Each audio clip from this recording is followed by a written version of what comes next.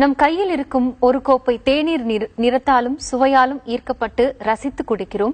ஆனால் அதில் கலந்துள்ள தேயிலைத்தூள் கலப்படமா உண்மையானதா என்று அறிவது எப்படி? நுகர்வோர் கூட்டமைப்பின் உணவு பிரிவு இயக்குனர் சந்தானராஜன் நமக்கு விளக்குகிறார். இப்போ இந்த டீ தூளை சுலபமாக கண்டுபிடிக்க முடியுமா அப்படின்னு சொன்னால், இப்போ இங்கே உங்களுக்கு 2 சின்ன பாட்டிலில் 2 வகையான டீ தூள் இருக்குது. இதை கண்ணால் இது எது ஜெனுவின் எது கலப்படமானதுன்னு கண்டுபிடிக்க முடியாது. நீங்கள் 2லேயும் நிறத்துலேயோ அல்லது இதுலேயோ பார்த்தீங்கன்னா, சுவையிலையோ அந்த ஸ்மெல்லையோ பார்த்தீங்கன்னா வித்தியாசம் கண்டுபிடிக்க முடியாது. 2ம் கருப்பாக ஒரே மாதிரி தான் இருக்கும். ஸோ இதை கொஞ்சம் நம்ம எடுத்துக்கிறோம். சாதாரணமாக நீங்கள் டீ தூள் வாங்குறீங்கன்னு சொன்னால் இதை இந்த மாதிரி ஒரு ஃபில்டர் பேப்பர் வேணும். ஃபில்டர் பேப்பர் கிடைக்கலன்னு சொன்னால் வீட்டில் பழைய காலத்தில் இந்த பிளாட்டிங் பேப்பர்னு சொல்லுவாங்க, இங்கு உறிஞ்சிறதுக்கு. அப்படி இல்லைன்னா அது கை துடைக்கிறதுக்கு டிஷ்யூ பேப்பர் வச்சுருப்பாங்க.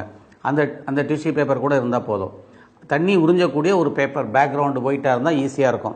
ஸோ அது மாதிரி பேப்பரில் எடுத்துகிட்டு இதில் 2-3 ட்ராப்பு வாட்டர் விட்டால் போதும். வேறு ஒன்றும் இது அதிகமான கெமிக்கல்ஸோ எதுவும் தேவையில்லை. இதில் இந்த மாதிரி 2-3 ட்ராப் வாட்டர் விடுறோம். வாட்டர் விடும்போது அந்த தண்ணீரில் அந்த சாயம் கரைஞ்சி வரும். அதுதான் அவங்க போடக்கூடிய கலர் சாயம் நீரில் கரையக்கூடியது. அப்போ தான் டீ டிகாஷனில் இறங்கும். ஸோ அதனால் என்ன பண்ணுறாங்க, நீரில் கரையக்கூடிய ஒரு கலரை தான் அதில் போடுவாங்க. ஸோ அந்த தண்ணீரில் கரையக்கூடிய கலரை போடும்போது அந்த தண்ணீர் அந்த பிளாட்டிங் பேப்பரில் அப்படியே விரியும் போது அதில் கலந்துருக்கக்கூடிய கலர் வரும்.